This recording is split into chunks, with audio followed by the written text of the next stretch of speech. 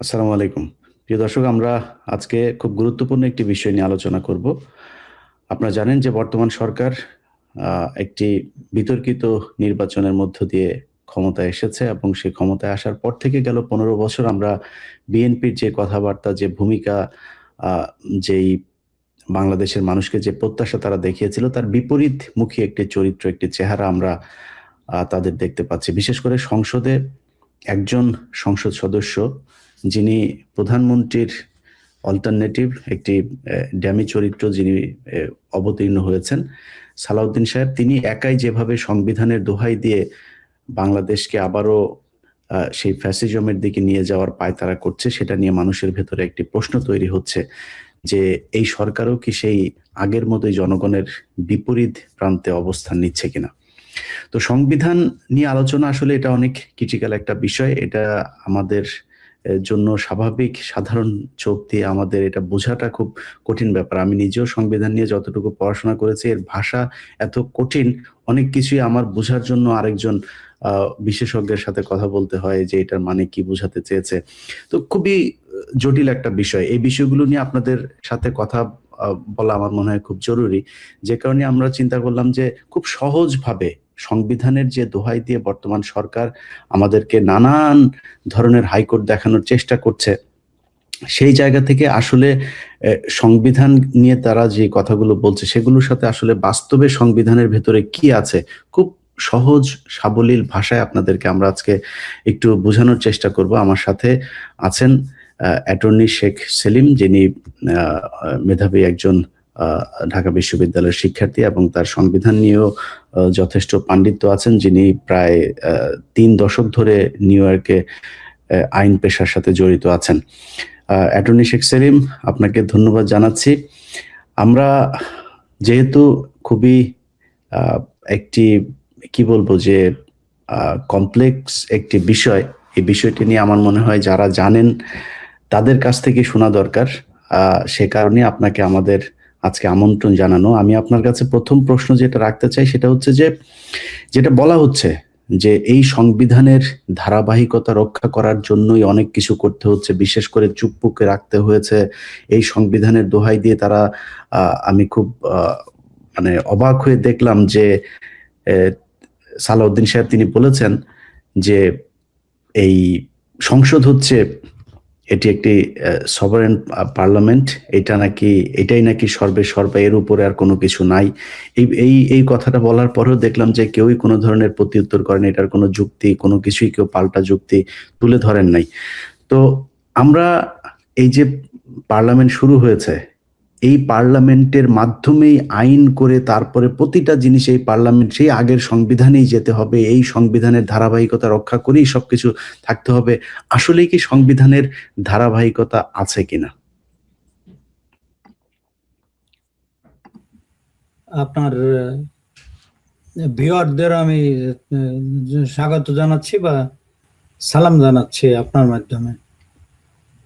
ওকে, আপনার প্রশ্নটা উত্তর দিতে হলে আমাদের একটু ব্যাকগ্রাউন্ডে যাইতে হবে। তার কারণ আমি বলি যে জুলাই আগস্ট 2004 এর রেভলিউশন বা ম্যাস আপরাইজিং এরপরে কি হয়েছে, এইটা it created a complete break in constitutional governance and the constitutional order যেটা ছিল সেটা পুরাটাই ভেঙে পড়ে।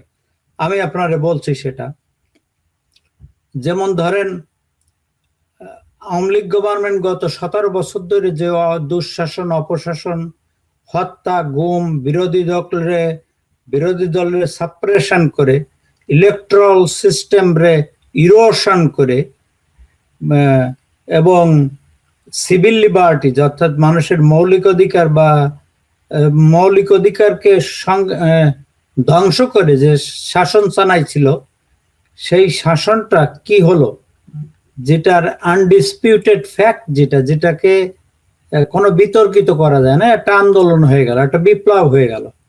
5ই আগস্ট শেখ হাসিনা তার গভর্নমেন্ট কোলাপস করলো, মানে পতন হলো। পতন মানে কি? এর পতনের তো একটা ধারাবাহিকতা আছে। তারা পতনের পরে তারা কেউই দেশে থাকলো না।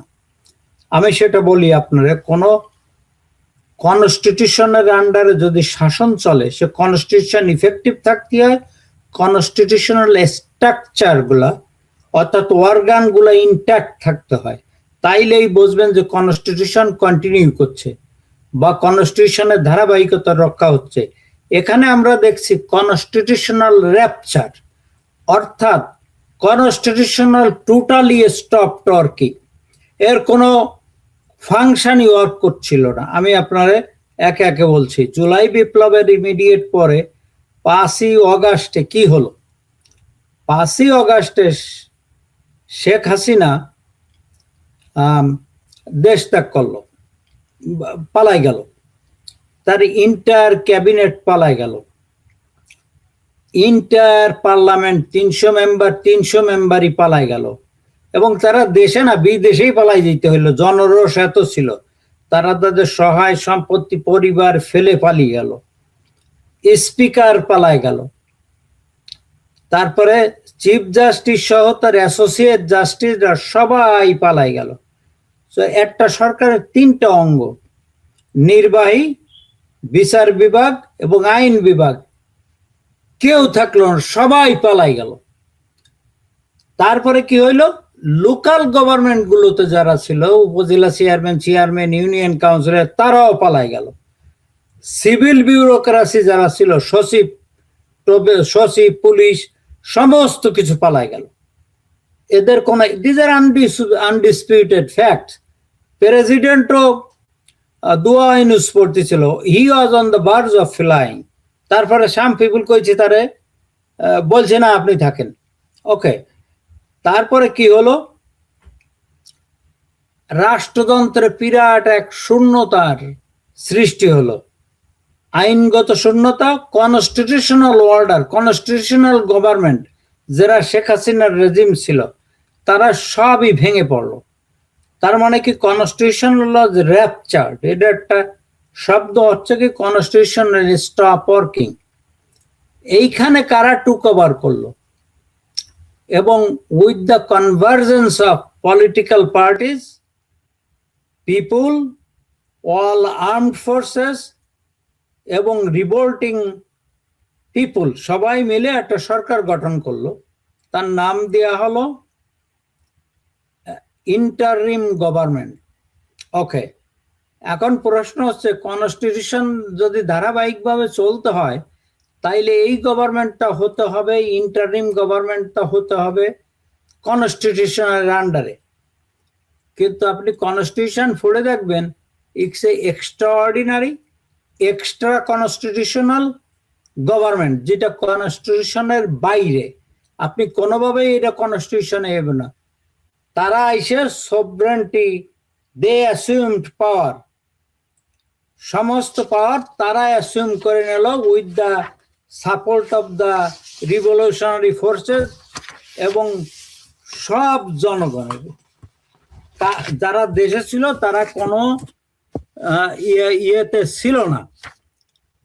তো যে কনস্টিটিউশনাল অর্ডারটা কি আমাদের বাংলাদেশে সেই সময় এখনো যে ওল্ড কনস্টিটিউশন আছে, এইটা প্রেসক্রাইব করে, অর্থাৎ এইটা লিপি সংঘবদ্ধ করে, স্বনির্বন্ধন করে কি পার্লামেন্টারি ফর্ম অফ গভর্নমেন্ট, মন্ত্রী পরিষদ শাসিত সরকার। মন্ত্রী, প্রাইম মিনিস্টার নাই, মন্ত্রীরা নাই, পার্লামেন্ট নাই, সিভিল বিউরোক্র্যাটরা নাই, পুলিশ বাহিনী ডিসম্যান্টেলড হয়ে গেল। সুতরাং এইটা এসে এই শূন্যতা কে পূর্ণ করলো? এই শূন্যতা পূর্ণ করলো ইন্টারিম গভর্নমেন্ট। তারা সমস্ত সভরেন পাওয়ার, অর্থাৎ সার্বভৌম পাওয়ারটা তারা গ্রাস্প করলো, এবং তাদের তো কোনো রকমের ভ্যালিডিটি দেওয়া যাবে না এই কনস্টিটিউশনের আন্ডারে। তার কারণ constitution stopped working on August 5th. So constitution displaced হয়ে গেল প্র্যাকটিক্যালি, এবং with the concept of all state organs, powers, public at large, political quarters, everybody, এবং হল শাসনযন্ত্র এসে ইউনূস সরকারের আনুগত্য স্বীকার করলো। তার মানে কনস্টিটিউশনাল অর্গানের কোনোটাই কোনোটাই আর ইফেক্টিভ থাকলো না। কনস্টিটিউশনাল শাসনটা পুরা বন্ধ হয়ে গেল। It stop talking completely cessation. বিচার বিভাগ, আইন বিভাগ, নির্বাহী বিভাগ সব নতুন করে ইউনুসের বর্ষতা স্বীকার করলো। ইউনুস তো কোনো কনস্টিটিউশনাল গভর্নমেন্ট না, কোনো লয়ার কেউ কিছু বলতে পারবে না, কোনোভাবেই দেখাইতে পারবেন না আপনি এটা। It's impossible. তার কারণ আপনি প্র্যাকটিক্যাল জিনিসটা, এই পলিটিক্যাল ফ্যাক্টসটা এবং প্র্যাকটিক্যাল ফ্যাক্টস এটা তো আপনি রিপ্লেস করতে পারছেন, এটা তো সত্যি কথা, ইজ আনডিসপিউটেড। তারপরে তারা কি করলো, তারা অর্ডার ইস্যু করা শুরু করলো, তারাই রাষ্ট্রটা চালালো এক্সটেন্ডেড পিরিয়ড। 1.5 বছরের পরে তারা রেগুলেশন করলো প্রায় 133টা। এগুলো কেন এরা করেছে? Constitution was not the source, because ওই যে আমাদের দেশে একটা কথা বলে না, যেমন আগে, বর্তমানে যারা বলছে তারাও বলছে, আগেও সবাই বলছে, ইভেন মরহুম বেগম খালেদা জিয়াও বলছে যে কনস্টিটিউশন ছুঁড়ে ফেলে দেওয়া হয়েছে। ডিসপ্লেসমেন্ট মানেই ওইটা, ছুঁড়ে ফেলে দেওয়া হয়েছে। The constitution still remains displaced, এখনো ডিসপ্লেসড আছে। তার কারণ বর্তমান সরকারের পাওয়ার নাই ওই কনস্টিটিউশনের ইফেক্ট দেয়া, সেটা আমি একটু পরে বলতেছি কিভাবে। সুতরাং কনস্টিটিউশন, এই যে বর্তমান ইলেকশনটা হয়েছে, এই যে ইউনুস সরকার গভর্নমেন্টের authority, it was not created by the constitution. কনস্টিটিউশনে কোনো প্রভিশন নাই, কোনো বিধান নাই যে ইন্টারিম গভর্নমেন্টে ভ্যালিডিটি দেয়া বা এইটা ইন্টারিম গভর্নমেন্টে ঢুকানো। Constitution is the supreme law. আপনি অনুমান করে বলতে পারবেন না যে এইটা কনস্টিটিউশন। যখন সুপ্রিম ল বলতেছে যে সবচেয়ে বড় আইন এবং এই আইনের সাথে এনিথিং সাংঘর্ষিক অন্য আইন, সেটাও বাতিল। তো যেখানে ইন্টারিম গভর্নমেন্ট নাই, যেখানে council of advisers, interim government Yunus lead করেছে, তার সম্পর্কে একটা কাউন্সিল অফ গভর্নমেন্ট সম্পর্কে আপনি খুঁজে পাবেন না। এখানে আমি আর একটা কথা বলি, কিছু কিছু সময় শোনা যায় যে বাংলাদেশের লোকজন বলেন যে ওয়েল, সুপ্রিম কোর্ট তো এটি অ্যাপ্রুভ করেছে 106 আর্টিকেল 106 এর মাধ্যমে। Supreme court still is bound under the constitution. আর 106 আর্টিকেল পড়ে দেখেন, এইটা ওই নতুন গভর্নমেন্ট অর্থাৎ ইন্টারিম গভর্নমেন্ট ক্রিয়েট করার ক্ষমতা সুপ্রিম কোর্টের নাই। আর এইটা হলো মিয়ার, is a very limited non-binding nature of power in 106. It's a advisory power. President, দেওয়ার advisory power. President এই অ্যাডভাইসটা মানতেও পারে, নাও মানতে পারে। সুতরাং এটা আমরা জুডিশিয়াল আইনের ভাষায় বলি, it's not a adjudicative power, it's merely advisory consultative power. অর্থাৎ কনসালটেট করতে পারে, আপনি আমার সঙ্গে একটা জিনিস কনসাল্ট করতে পারেন, আমি কি বললাম সেটা আপনি নিতেও পারেন, নাও নিতে পারেন, এর বেশি কিছু না। ইটস নট অ্যাডজুডিকেটিভ পাওয়ার, অর্থাৎ এটা অ্যাডজুডিকেট করে দিলাম, বিচার করে দিলাম, এটা বাইন্ডিং ন। আর সুপ্রিম কোর্টের এই কনস্টিটিউশনাল পাওয়ার নাই যে উনি একটা নতুন ফর্ম অফ গভর্নমেন্ট সৃষ্টি করতে পারে। সুপ্রিম কোর্ট এই পাওয়ারটা কারো নাই। এই পাওয়ার কনস্টিটিউশন অ্যামেন্ডমেন্ট করেও না। This is a basic structure of the constitution. Form of government করতে হলে নতুন কনস্টিটিউয়েন্ট পাওয়ার দরকার। পার্লামেন্টের ডেরিভেটিভ কনস্টিটিউয়েন্ট পাওয়ার আছে, কিন্তু মূল পাওয়ার নাই। সেটা আপনার ওই ইসের কেসে বলা আছে, বাংলাদেশের ওই যে 5th অ্যামেন্ডমেন্ট 7th অ্যামেন্ডমেন্ট কেসে বলা আছে, এবং আনোয়ার হোসেন চৌধুরীর কেসে বলা আছে। এগুলা ওই সময় যে জাজরা নিয়েছিল, আমি তাদের অনেক ক্রেডিট দেব। এগুলো বহু দেশের জুরিসপ্রুডেন্স ঘেটে নেওয়া হয়েছে, তার কারণ ওই কেসগুলার যে প্রিন্সিপাল আমি এক্স্যাক্টলি ওয়ার্ড বাই ওয়ার্ড মিল পাইছি আমেরিকান কনস্টিটিউশনাল কেসে, যেটা 1800 পর্যন্ত মানে পিছনে যে আমেরিকান সুপ্রিম কোর্টের রায়গুলা দিছে। সুতরাং এই কেসগুলার ক্রেডিবিলিটি আছে। দুইটা বোধহয় দেওয়া চিফ জাস্টিস খায়রুল হকের, উনি আমার টিচার ছিলেন। ওনার 11 তত্ত্বাবধায়ক সরকার বাতিলের জাজমেন্ট নিয়ে প্রশ্ন করা যায়, কিন্তু এইগুলা very well structure, well reason এবং খুবই গাইটে গুটে উনি এই রায়গুলো দিচ্ছেন, যার জন্য এ নিয়ে তেমন কোনো কন্ট্রোভার্সি হয় নাই এবং it's remains a binding principle of constitutional law in Bangladesh. আর এটা অ্যাপিলেট ডিভিশন, এটা ফাইনাল ডিসিশন। এই ডিসিশনের আন্ডারে যেমন Bangladesh Italian marble works versus Bangladesh 5th amendment case বলা হয়, এই ডিসিশনের আন্ডারে এবং কনস্টিটিউশনাল জুরিসপ্রুডেন্সের অর্থাৎ কনস্টিটিউশন আইনের, শুধু বাংলাদেশে না, এটা ওয়ার্ল্ড ওয়াইড যেখানে রিটেন কনস্টিটিউশন আছে সেইটার আন্ডারে ইউনুস সরকারের কোনোভাবে কোনো উপায়ে এইটারে কনস্টিটিউশনাল গভর্নমেন্ট বলা যাবে না। তার মানে ইনস্টিটিউশন ইউনুস নেওয়ার আগে 5ই অগাস্টেই কনস্টিটিউশন র্যাপচার্ড হয়ে গেছে, ডিসপ্লেসড হয়ে গেছে, অর্থাৎ এটা ছুঁড়ে ফেলে দেওয়া হয়েছে। ছুঁড়ে ফেলে মানে এটা ফেলে দেওয়া হয়েছে। তারপরে ওনারা তো এখন ওনাদের ভরসা তো এখন ওই যে আর্টিকেল 106, আপনি যে কথা বললেন ওইটা তো ওনারা যেতে চায় না। ওনাদের মানে ধরেন আওয়ামী লীগের মূল পুঁজি হচ্ছে 72-এর সংবিধান, তারপরে যদি ধরি 4th অ্যামেন্ডমেন্ট পর্যন্ত, তাই না? কিন্তু বিএনপির মানে মূল কি? বিএনপির মূল হচ্ছে 5th অ্যামেন্ডমেন্ট। 5th অ্যামেন্ডমেন্ট তাদের ধরা হচ্ছে, তারা 5th অ্যামেন্ডমেন্ট এখন মানে না যতটুকু তাদের কার্যক্রমে বোঝা যাচ্ছে। তো তাদের এখন মূল পুঁজি 106, এর বাইরে কোনো কিছু। আমি সালাউদ্দিন সাহেব উনি সাংবাদিকদেরকেও এই প্রশ্নের উত্তরে উনি 106 এর এটাকে রেফারেন্স দিয়েছেন। তো শোনেন, যারাই 106, আমিও নিজে শুনছি, শুধু সালাউদ্দিন ভাই না, অন্যরাও বলছে, কিন্তু যারা বলছে তাদের আমি সবিনয়ে অনুরোধ করব যে 106টা একটু পড়ে দেখতে। এবং ধরেন ব্যক্তিগত লোক পড়ে বোঝে, অনেক আইনজীবী যারা কনস্টিটিউশনাল সামান্য একটু বোঝে বা যে কোনো 106 কোনো অ্যাডজুডিকেটরি পাওয়ার না। ইটস একটা সবকিছু আর্গুমেন্ট শুনে সুপ্রিম কোর্ট একটা জাজমেন্ট দিল, সেটি অ্যাডজুডিকেটরি পাওয়ার। আর সুপ্রিম কোর্টে বলা হলে এই ব্যাপারে একটা ওপিনিয়ন দাও আমারে, সেইটা হলো অ্যাডভাইজরি পাওয়ার। অ্যাডভাইজারি পাওয়ার, ইভেন অ্যাডভাইজারি পাওয়ার এটা কোনো রায় না, এটা মিয়ারলি একটা অ্যাডভাইজরি পাওয়ার। পড়ে দেখেন, ওখানে বলা আছে একদম clear, simple language, is text clear. আমি বাংলা পড়ি না, ইংরেজিটা পড়েছি, ইজ ক্লিয়ার। যারা একটু ব্যাখ্যা জানে, ব্যাখ্যা দিতে বোঝে, তাদের কাছে এটা ক্লিয়ার এবং কেউ এইটা বলতে পারবে না। এখন ধরেন আমি যদি বলেন ওনারা যে এইটার মাধ্যমে সুপ্রিম কোর্ট এটা ভ্যালিডিটি দিছে, আচ্ছা ভ্যালিডিটি দিছে আগে সুপ্রিম কোর্ট, আই থিঙ্ক 1956 বা 55-এ Pakistan supreme court Ayub government বা 58-এ আইয়ুব গভর্নমেন্টে ভ্যালিডিটি দিয়েছিল, বলছিল যে ডক্ট্রিন অফ নেসেসিটি। এই পাকিস্তানও এই ডক্ট্রিন অফ নেসেসিটি ইফতেখার আহমদের জাজের টেড অ্যাবান্ডান্ডেড।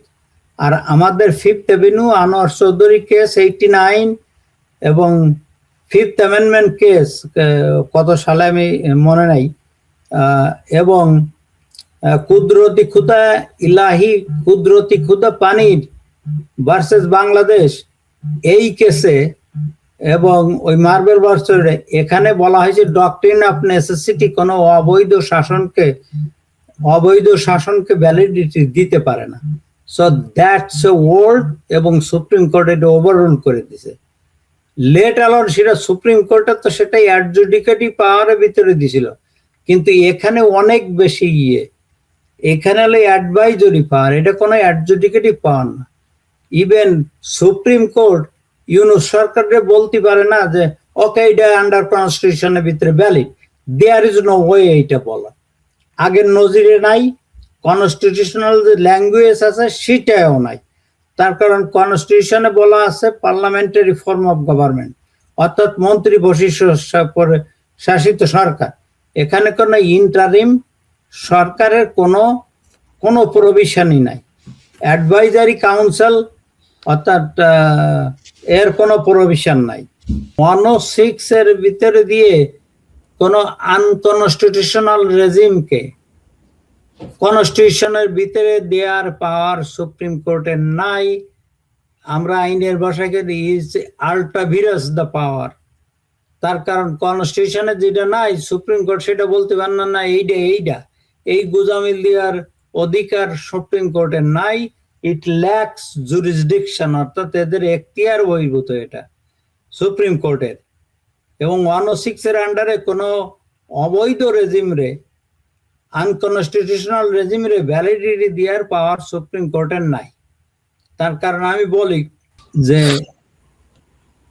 ওই কেসে বলা হয়েছে যে Bangladesh, Italian marble works versus Bangladesh, এখানে অ্যাপিলেট ডিভিশন বাংলাদেশ সুপ্রিম কোর্টের এখানে বলেছে any regime is not in the constitution is unknown to the constitution, মানে এটা কনস্টিটিউশন নাই। সিমিলারলি একইভাবে ইন্টারিম গভর্নমেন্ট ইলেকশনের অনির্বাচিত সরকারের কোনো প্রভিশন কনস্টিটিউশনের নাই। So it is unknown to the constitution. আরো বলা হয়েছে যে it is void ab initio। এই প্রিন্সিপল যত দেশের রিটেন লিখিত সংবিধান আছে তার সঙ্গে সঙ্গতি আছে, এইটা অসঙ্গতিপূর্ণ না। অসঙ্গতিপূর্ণ ওইটা হবে যদি তারা বলে এই ইউনুসের ইন্টারিম গভর্নমেন্ট, অন্তর্বর্তীকালীন সরকার এটা সাংবিধানিক, তাইলে এটা টোটালি সংবিধানের ল্যাঙ্গুয়েজের সাথে এই রায় অসাংবিধানিক হয়ে গেল। ইউনুসের সংবিধান, ইউনুসের শাসন, government from the very moment এতেই আনকনস্টিটিউশনাল ছিল। আমরা এই ধরনের গভর্নমেন্টকে আইনি কি বলা হয় জানেন? এই ধরনের গভর্নমেন্টে আইনি বলা হয় এক্সট্রা কনস্টিটিউশনাল গভর্নমেন্ট, অর্থাৎ অসাংবিধানিক গভর্নমেন্ট অথবা বিপ্লবী সরকার।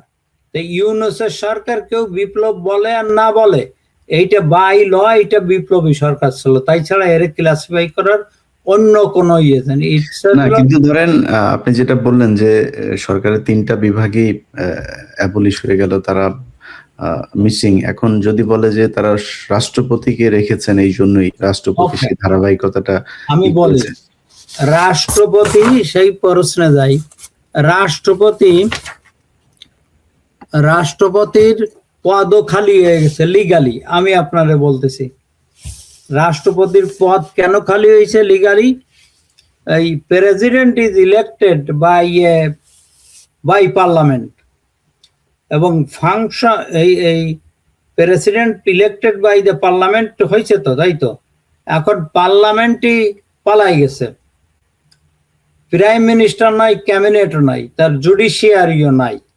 তো president operates under the parliamentary system, তার স্ট্রাকচার, তার ফাউন্ডেশন হলো পার্লামেন্টারি সিস্টেম।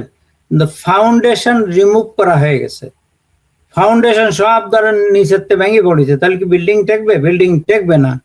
সো এইটা নিয়ে আর একদিন খুব বিস্তারিত বলা যাবে, যখন যে constitutional office can not sustain without functioning constitution. তো এটা তো কনস্টিটিউশনাল অফিস প্রেসিডেন্টের, যেখানে কনস্টিটিউশনাল নাই, ফাংশনিং সাপোর্ট গুলো নাই, he can not operate on that. ওনার রাষ্ট্রপতি পদ খালি হয়ে গেছে। এই দিনে আপনি আর একদিন করেন, আমি বেশি না করি এখানে। যে তো অফিস, যে রাষ্ট্রপতি ও অফিস ডিপেন্ডস করে কনস্টিটিউশনের উপরে। তাহলে সরকারের এখন তাহলে করা উচিত কি? সরকারের কোন লাইনে হাঁটা উচিত? বলতেছি, আমি বললে পরে আসতেছি। রাষ্ট্রপতি পদ এক্সিস্ট করে সেখানে পার্লামেন্টারি ইয়েই নাই, কি বলবে, পার্লামেন্টই নাই। আর কনস্টিটিউশন তো রিপ্লেসড হয়ে গেছে, নতুন সরকার আইছে যেটা কনস্টিটিউশনটা এক্সট্রা কনস্টিটিউশনাল গভর্নমেন্ট বা বিপ্লবী গভর্নমেন্ট। সেখানে তো প্রেসিডেন্ট অকার্যকর, প্রেসিডেন্ট তো সেখানে কিছুই না। প্রেসিডেন্টের অফিস লিগালি ইয়ে গেছে, আমরা আইনের ভাষায় যে নন এক্সিস্টেন্স অফিস, যদিও উনি বডি নিয়ে নিয়ে আসে, সেইটা ফিজিক্যাল এক্সিস্টেন্স আর legal existence is two different ব্যাপার। আপনি আর একটা প্রোগ্রাম করেন, এটা আমি পুরো সেইটা বলবো, বুঝছেন এবার? যে প্রেসিডেন্টের কোনো পদ নাই, উনি এখন ডামি, ওনারে কেউ রাখছে কিন্তু উনি লিগালি না, এটা পদ শূন্য হয়ে গেছে 5ই তারিখে, এবং 5 তারিখে তো শূন্য হয়েছে, 8 তারিখে ইউনুস গভর্নমেন্ট আসার পরে উনার আর কোনো অস্তিত্ব নাই। সো সেইটা হলো ব্যাপার। এমনকি আমি আপনার বলি যে কনস্টিটিউশনাল রিপ্লেসড হয়ে গেছে, উনার পার্লামেন্ট যেখান থেকে পাওয়ার নিত বা ক্যাবিনেট পাওয়ার নিত কনস্টিটিউশন থেকে, সেই কনস্টিটিউশনই replace, that's not effective. There is a new government, যারা সভরেন্টি সার্বভৌম পাওয়ারের অধিকারী হয়ে গেছে, তাদের কথাই রাষ্ট্র চলতেছে। যৌথ বাহিনীগুলো তার কথা শুনতেছে, বিউরোক্রাসি তার কথা শুনতেছে, তারা নতুন অর্ডিন্যান্স দিয়ে রাষ্ট্র চালাচ্ছে, তারাই ক্ষমতার উৎস। সেখানে তো প্রেসিডেন্টের পদ এমনি খালি, তার তো কোনো সাপোর্টিং অফিস নাই, তার স্ট্রাকচার ভেঙে পড়েছে। সুতরাং প্রেসিডেন্টের এটা কোনো অফিস নাই। এই under this circumstances the legal classification বা characterization of Yunus government will be revolutionary government. It was not constitutional government. দুনিয়ার কোন যুক্তিতে এইটা ঠিক করা যাবে না। তো সেইটা যদি হয়, তাই এই যে আপনি কি জানি বললেন যে এরা তো বলতেছে, এরা বললেই তো হবে না, এরা নিজেরা কিভাবে ইলেক্টেড হয়েছে, এরা ইলেক্টেড হয়েছে ইউনুস সরকারের ম্যান্ডেটে। ইউনুস সরকার অর্ডিন্যান্স করেছে। কোন বলতে কি আরো ইলাবোরেটলি যদি বলেন যে হাসিনার রেখে যা নির্বাচন কমিশন কি ছিল না, তারাও পদত্যাগ করেছে। কনস্টিটিউশনাল অফিস যতটা ছিল পিরি অগাস্ট 5 আঙ্গালে কেউ নাই, সব পদত্যাগ করেছে, সবাই আনুগত্য স্বীকার করেছে ইউনুসের। ইউনুস অ্যাপয়েন্টমেন্ট দিছে, এই ইলেকশন হয়েছে, ইউনুস আদেশ জারি করেছে, অধ্যাদেশ জারি করেছে, সেটা মাইনে নিয়ে এই নিউ ইলেকশনটা হয়েছে। সেটা এইটার কনস্টিটিউশনাল কন্টিনিউইটি না, যেটা কনস্টিটিউশনাল বা সাংবিধানিক ধারাবাহিকতা না, এইটা হলো ইউনুস রেজিমের ধারাবাহিকতা। সেইটা এক্সট্রা অসাংবিধানিক সরকারের ধারাবাহিকতা। এখন এইটা লেজিটিমেসি দেওয়ার অনলি ওয়ে আছে একটা, যেহেতু সুপ্রিম কোর্ট বলছে যে ওটা এর ইনডেমনিটির মাধ্যমে এটা লিগাল করা যায় না, 5th এভিনিউ 7th এভিনিউ কেসে বলছে, এবং সেই রায়গুলো অত্যন্ত ওয়েল থট ছিল, এবং এটা আন্তর্জাতিকভাবে বিভিন্ন দেশের সাংবিধানিক আইনের সাথে টোটালি সামঞ্জস্যপূর্ণ, এবং এটা কয়েক শতাব্দী আগের নজিরে সামঞ্জস্যপূর্ণ। আপনি চিন্তা করেন যে যেটা বয়েড বলা হচ্ছে, যেটা বয়েড অ্যাবিনিশিও, অর্থাৎ প্রথম থেকেই বাতিল, এর আর একটা অর্থ হচ্ছে কিন্তু ইট নেভার এক্সিস্টেড। আমেরিকান ল্যাঙ্গুয়েজে legal language as if it is never existed, তার মানে এইটা কোনোদিনই ছিল না, সেটা ধরতে হবে। বয়েড অ্যাবিনিশিওর আসল অর্থ হলো তাই। বয়েড অ্যাবিনিশিওর আসল অর্থ হচ্ছে কিন্তু as if it never existed, এটা কোনোদিনই ছিল না, এর অস্তিত্ব ছিল না। সেইটা যদি ধরে নেওয়া হয়, তো কনস্টিটিউশনে ইউনুস গভর্নমেন্টের কোনো অস্তিত্ব নাই। Is a new regime, is a revolutionary regime, এটা বৈপ্লবিক সরকার। তো বৈপ্লবিক সরকার, বিপ্লবী সরকার কিভাবে আইনের আওতায় আইছে, জাস্ট লাইক 1971-এ আমাদের তারা একটা যুদ্ধ হয়েছে, যুদ্ধ এসে কনস্টিটিউশন রচনা করছে constituent assembly. Constituent Assembly only has the right to form a new constitution, because the constituent power Constituent Assembly আছে, পার্লামেন্টের নাই। পার্লামেন্টের আছে ডেরিভেটিভ, এরা সার্টেন জিনিস অ্যামেন্ডমেন্ট করতে পারে, যেটা আনোয়ার চৌধুরী কেসে বলে গেছে। বাংলাদেশেও এই প্রিন্সিপাল আছে, আমার মনে হয় দে derived from other constitutional jurisprudence such as America. ওইখানে ওই ল্যাঙ্গুয়েজ গুলো আমি এই দেশের কেসে দেখছি। তো বেসিক স্ট্রাকচার চেঞ্জ করতে পারে না। তো কনস্টিটিউশনের মেইন স্ট্রাকচার কি? Parliamentary form of government. সেটা তো চেঞ্জ করার কোনো কায়দা নাই, ইউনুসরে বৈধতা দেওয়ার কোনো কায়দা নাই। আর ইউনুসরে যদি বৈধতা না দিতে পারেন, তাইলে এই যে পার্লামেন্টারি, এই যে যে পার্লামেন্ট আছে, নতুন সরকার আছে, এরও কোনো বৈধতা নেই। তার কারণ এর জন্ম হয়েছে একটা অবৈধ সরকারের থেকে। অসাংবিধানিক সরকার, এটা অসাংবিধানিক সংবাদ হয়ে যাবে। আমার মনে হয় ইউনুস গভর্নমেন্ট এই জন্যই জুলাই চার্টার বা আরো কোথায় আছে কনস্টিটিউয়েন্ট অ্যাসেম্বলির কথা বলে গেছে। তার কারণ ওদেরই পাওয়ার আছে। কোন ইউনুস গভর্নমেন্ট নিজেই মানে পিঠ বাঁচানোর জন্য এইগুলো বলে গেছে যে কনস্টিটিউয়েন্ট অ্যাসেম্বলি করো। সেইখানে এই এক্সট্রা কনস্টিটিউশনাল রেজিম অগাস্টের এই পর্যন্ত দ্য অনলি ওয়ে এখন এই ইউনুস সরকারের বা বিএনপি সরকারের কনস্টিটিউশনাল ধারাবাহিকতায় আনার only way is through constituent assembly, new constitution রচনা করে তার ভিতরে এই পিরিয়ডটাকে কাভার দিয়েই কনস্টিটিউশনের ভিতরে আনতে হবে। ওল্ড ডিসপ্লেস কনস্টিটিউশন আর দেওয়ার সুযোগ নাই, তার কারণ এটা ডিসপ্লেসড হয়ে গেছে এর extended period of time. So এই আলো সেটা নিয়ে আরেকটা সেগমেন্ট আর একদিন করা যাবে। দর্শক, অনেক ভারী আলোচনা, তো আপনাদের খুব সহজভাবে বোঝানোর চেষ্টা করেছেন সেলিম ভাই। আমি খুব সংক্ষেপে আপনাদেরকে আমার একটু বক্তব্য বলি, আরো সহজভাবে আমি আপনাদেরকে একটু বোঝানোর চেষ্টা করি। মনে করেন কথার কথা, উনি যা বললেন যে একটা সরকারের সবগুলো অর্গান সব শেষ হয়ে গিয়েছে, শুধু মনে করেন রাষ্ট্রপতিকে যদি আমরা ক্যাপ্টেন ধরি, জাহাজ ডুবে গিয়েছে, ওই ক্যাপ্টেনের তো আর জাহাজ চালানোর কোনো সুযোগ নেই। তো আমাদেরকে আবার জাহাজ নতুন করে মেরামত করতে হবে, তারপরেই হবে। দেখেন, ব্রিটিশরা যখন এই দেশ থেকে যায়, তখন আপনারা অনেকেই হয়তো এই জিনিসটা জানবেন কি না, ভারত আর পাকিস্তান কিন্তু সাথে সাথে স্বাধীন হয়ে যায়নি। ভারত আর পাকিস্তানকে ব্রিটিশরা কন্ডিশন দিয়ে গিয়েছিল যে যেদিন তোমরা তোমাদের এই দুই জাতিতত্ত্বের ভিত্তিতে তোমাদের দুইটা দেশ হইলো, কিন্তু যেদিন তোমরা কনস্টিটিউশন করবে সেদিন থেকে এটা কার্যকর হবে। ব্রিটিশরা যে ছেড়ে গেল, তোমাদের নতুন রাষ্ট্র যে হইলো, এটা সেদিন থেকে কার্যকর হবে। সো পাকিস্তান কিন্তু একদিনে কার্যকর হয়েছে, ওরা যেদিন ওদের কনস্টিটিউশন কমপ্লিট করেছে। ভারত যেদিন তাদেরটা কমপ্লিট করেছে, দুইটা কিন্তু আলাদা আলাদা দিনে হয়েছে। 14ই আগস্ট বা 15ই আগস্ট কিন্তু ওইটা হয় নাই। অতএব যখন এই ধরনের ব্রেকডাউন হবে, তখন নতুন একটা কনস্টিটিউশন হবে, তারপরে সেটা হবে।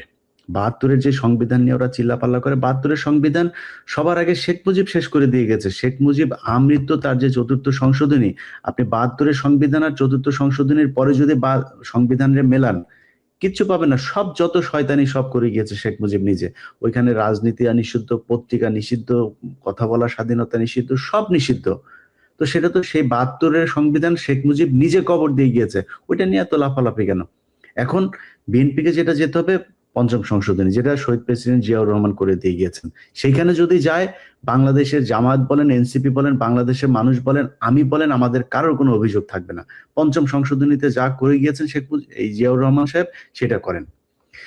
সব বিতর্কের পরে যেটা বলা হচ্ছে যে গণভোটটাকে সবচাইতে তুচ্ছ তাচ্ছিল্য করে কথা বলা হচ্ছে। দেখেন, সংবিধানের মানে সংবিধান নিজে যেটা করছে, সুপ্রিম কোর্টের রায় যেটা বলা হয়েছে যে সংবিধানে যাহা লেখা আছে তাহা সংবিধান না, জনগণ যেটা রায় দেবে সেটাই সংবিধান।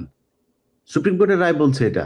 অতএব সংবিধানের উপরে জনগণের রায়। জনগণের রায় কি? জনগণের রায় হচ্ছে গণভোট। এই গণভোট যদি আপনি অস্বীকার করেন, তাহলে পৃথিবীতে 3বার, না আমি যতটুকু জানি, পৃথিবীতে 3বার গণভোটের রায়কে অমান্য করা হয়েছে, অগ্রাহ্য করা হয়েছে। 2বার করেছে হিটলার, 1বার করেছে এই যে ভারতের জওহরলাল নেহরু। 3বার হয়েছে এটা। তাদের সবশেষ পরিণতি কি এটা আপনারা খুব ভালো করে জানেন। বাংলাদেশে যদি তারা এখন গণভোটের রায়কে, এই গণভোট দিয়ে যদি আওয়ামী লীগের পিতা যদি ধরা হয় শেখ মুজিবকে, বিএনপির পিতা হচ্ছে জিয়াউর রহমান। এই জিয়াউর রহমান ক্ষমতায় এসেছিলেন এই গণভোট দিয়ে, এবং তিনি এই গণভোটকে তিনি সংবিধানে সংযুক্ত করে দিয়ে গেছিলেন 5th অ্যামেন্ডমেন্টে। সো তাকে যদি আপনারা না মানেন, না মেনেও এখন যদি নিজেরা নিজেদের মতো করে তারপরে বানাইতে চান, তাহলে তার কিছু বলার নাই। বাংলাদেশের সংবিধান, এই সংবিধান আপনার স্বাধীনতার যে ঘোষণাপত্র, এটাই তো আমাদের সংবিধানের মানে বাংলাদেশের মূল হচ্ছে স্বাধীনতার ঘোষণাপত্র। এইটার চাইতে আগে পিছনে কোনো কিছু নেই, এইটাকে কখনোই ভায়োলেট করা যাবে না। সেইখানে সেই ঘোষণাপত্রে বলা ছিল যে will of the people is supreme, এই will of the people is supreme, এইটার চাইতে বড় কোনো কিছু সংবিধানে কোনোদিনও আপনি নিয়ে আসলে সেটা আমাদের দেশের স্বাধীনতার সাথে, মানে স্বাধীনতার সাথে সাংঘর্ষিক। আপনি স্বাধীনতাকে অমান্য করবেন। সো আপনি যেই ইয়েতেই যাবেন, এই গণভোট যেটা হয়েছে, নির্বাচনের দিন হোক, নির্বাচনের পরের দিন হোক, নির্বাচনের আগের দিন হোক, যেই দিন মনে চায় সেই দিন হোক, এই গণভোট আপনাকে মানতে হবে। সংবিধান মানেন না মানেন সেটা অন্য জিনিস, গণভোট আপনাকে মানতে হবে। গণভোট সবকিছুর উপরে। এই আমাদের যে সংবিধান, আমি একটা জায়গায় আমি আজকে দেখছিলাম সংবিধানের প্রস্তাবনায় একটা প্রস্তাবনাটা ছোট, আপনারা পড়লে দেখবেন। প্রস্তাবনার ভেতরে লেখা আছে যে বাংলাদেশের জনগণের অভিপ্রায়, যেটা বাংলাদেশের জনগণের অভিপ্রায়, সেইটাই সংবিধান। সংবিধানের প্রস্তাবনা, আমি মানে অন্য জায়গা থেকে বলছি না, সংবিধান থেকে বলছি। সো বাংলাদেশের মানুষের অভিপ্রায় যেটা, সেটাই যদি সংবিধান হয়, তাহলে গণভোট সেটা তো সবার আগে আপনারে মানতে হবে। তো গণভোটটা আপনি না মেনে তারপরে পাশ কাটা, এইটা ওইটা দেখায় সংবিধানই করবেন, ভাই সারা জীবন যদি কান্নাকাটি করেন, আপনি সংবিধানকে যেমনি বানায় দিয়ে যাইতে চান, যত শক্তিশালী করেন, আমেরিকা, চীন, সব দেশের মিলাই নিয়েও যদি আপনি একটা সংবিধান বানাইতে চান, আপনার এই কি বলে লিমিটেশন দিতে চান, আপনি পারবেন না। শেখ হাসিনা যদি কোনোদিন বাংলাদেশে ব্যাক করে, আওয়ামী লীগ যদি কোনোদিন ব্যাক করে, আপনার এই সরকার অবৈধ ভাই। আমি বিশ্বাস করি না যে এইটা কোনোদিন হওয়া সম্ভব, এটা কোনোদিন হবে, আমার মনে হয় না। তো এখন যদি এটারে যদি মানে ঘুরায় পেঁচায় যদি লেজিফিটেট করতে চান, করতে পারেন, ট্রাই করে দেখতে পারেন, এটা কোনোদিন হবে না। অতএব আপনাকে চিন্তা করতে হবে, এটা একটা বিপ্লবী সরকার, এই বিপ্লবের মধ্য দিয়ে একটা সরকার প্রতিষ্ঠিত হয়েছে, সেই সরকারের পরে নতুন একটা সংবিধান হবে। সেই সংবিধান আগের অনেক কিছু ইনক্লুড হইতে পারে, ডিডাকশন হইতে পারে, যা মনে চায় করেন, বাট নতুন একটা কিছু হইতে হবে। এই সংবিধানের উপরে ভর করে যদি কিছু করতে চান, এবং করে যদি মনে করেন ওয়াও আমরা তো চুপপুকে রেখে দিয়েছি, রাষ্ট্রপতি আমাদেরকে এই যে এইভাবে এইটা করেছে, এটা জায়েজ করার জন্য ভবিষ্যতে আওয়ামী লীগ আসবে, আসার পরে প্যাদানি খাবেন ওই ভয়ে, ভাই এটা আপনারাও ভালো জানেন, আমরাও জানি, আওয়ামী লীগ অধ্যায় বাংলাদেশের সমাপ্ত। আওয়ামী লীগ বাংলাদেশে যদি কোনোদিন আবার ফের ব্যাক করে, তাকে জাকের পার্টি হয়ে ব্যাক করতে হবে, জাতীয় পার্টিও না, জাকের পার্টি হয়ে ব্যাক করতে হবে। সো ওইটা নিয়ে টেনশনের কিছু নাই। তো যে আপনারা মনে করেন যে না আওয়ামী লীগরা আবার আনবেন, সামনে বিরোধী দল বানায়, তারপরে আওয়ামী লীগের সাথে ফাইট করবেন, আওয়ামী লীগ 10 বছর বা 20 বছর পরে ক্ষমতায়, তাহলে ঠিক আছে, তাহলে তো আর কিছু বলার নাই। কিন্তু যদি মনে করেন যে এটাকে বিপ্লব মনে করে একটা সরকার প্রতিষ্ঠিত হয়েছে এবং বাংলাদেশকে নতুন একটা জায়গায় এগিয়ে নিয়ে যাবেন, তাহলে এই সংবিধান ছুঁড়ে ফেলতে হবে, নতুন করে শুরু করতে হবে, গণভোট মানতে হবে। গণভোট যদি না মানেন, তাহলে আপনি বাংলাদেশকে অস্বীকার করবেন, সংবিধানকে অস্বীকার করবেন, জনগণের উপরে কোনো কিছু নাই। সবাই ভালো থাকবেন, আল্লাহ হাফেজ।